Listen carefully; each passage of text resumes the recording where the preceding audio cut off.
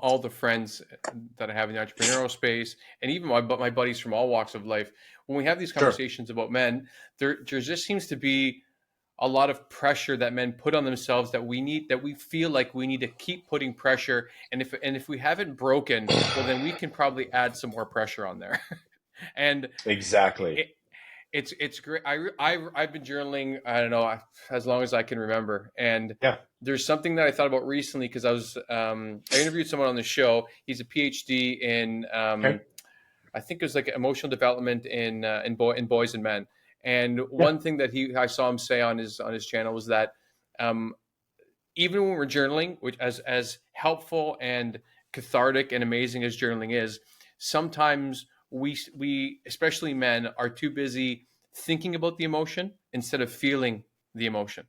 And so sometimes I try to take a break in between when I'm writing something down, and instead of trying to think my way logically Yeah. through a thing or whatever the thing and strategize a thing, sometimes when I'm dealing with something, I just in the middle of journaling, I'll be like, okay, I'm going to stop thinking my feelings, and I'm going to feel my feelings for a bit, and I'm going to Exactly. see how that informs the rest of this session Sure. journaling. And normally I find maybe not a complete right turn, but there's a shift in how I'm writing about something when I kind of Exactly. drop into myself a little bit and I start tackling a topic or something from there. Have you had any sort of experiences like It's that when you're amazing. journaling? I'd love to hear your take.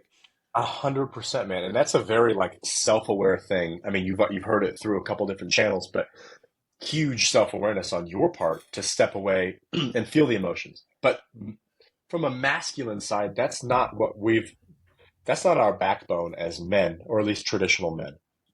So that seems to be a point where we jump in and say, like, you have to be open-minded. You have to try some of this stuff. The construction industry is an interesting one here. We've started to kind of dabble into that. That Ah, is a very masculine style of industry, right? oh That yeah, is like, don't feel your emotions. Don't take a mental health is stupid. It's not a thing. So when you say feel your emotions, step back and feel what that feels like.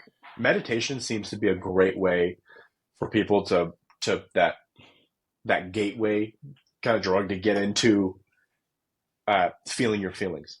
Meditation hmm. is about how does your body feel? You know, body scans. I mean, that's a huge one. It starts to develop that muscle of feeling those emotions, and then you can take a different approach to journaling. And I mean, I'm fascinated with that kind of stuff because the notes and the Yeah. progress you can make, I really do believe it starts to escalate when you do stuff like that.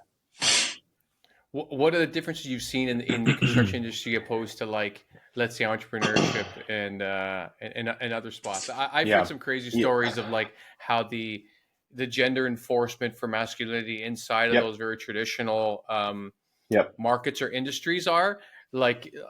There's a gentleman I spoke to who's a firefighter in Canada, Okay. and Yeah.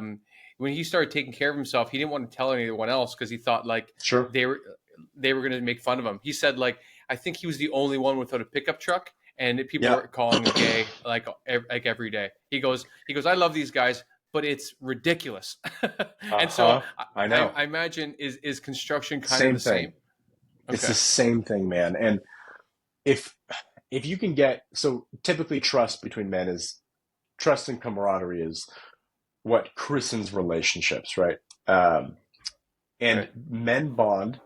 Our DNA is bonding over hard physical things, typically. That's how we've bonded best.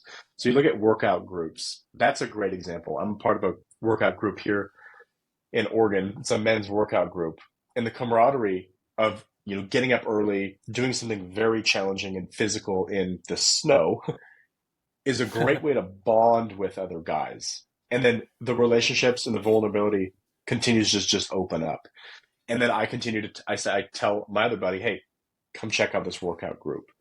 You know, there's a circle of trust at the end where it's like anything is on the table, man. It's man in the middle. Like, let's circle up, let's talk about it.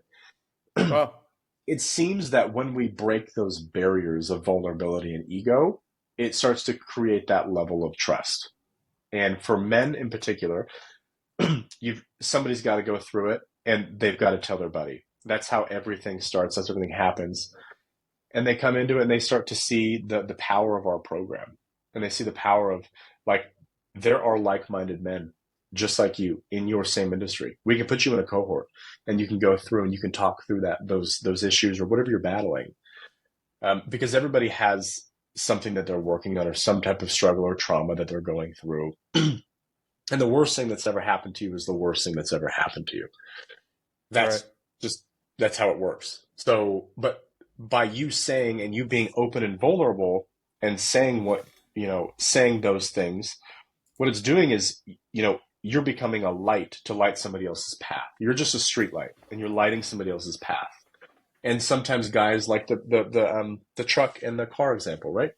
Like, Right. it's kind of a hard one, but by letting them say how they feel, there's probably somebody else that has that same issue. And I think guys are pretty guarded on the way that they interact and talk with other people, and they need something to break that barrier, that ego wall, that lack of vulnerability. And typically it's bonding over hard stuff. When that's what in-person retreats typically do, but for us it's a little bit different. We lay a foundation and get people to have common ground before we bring them into an in-person retreat.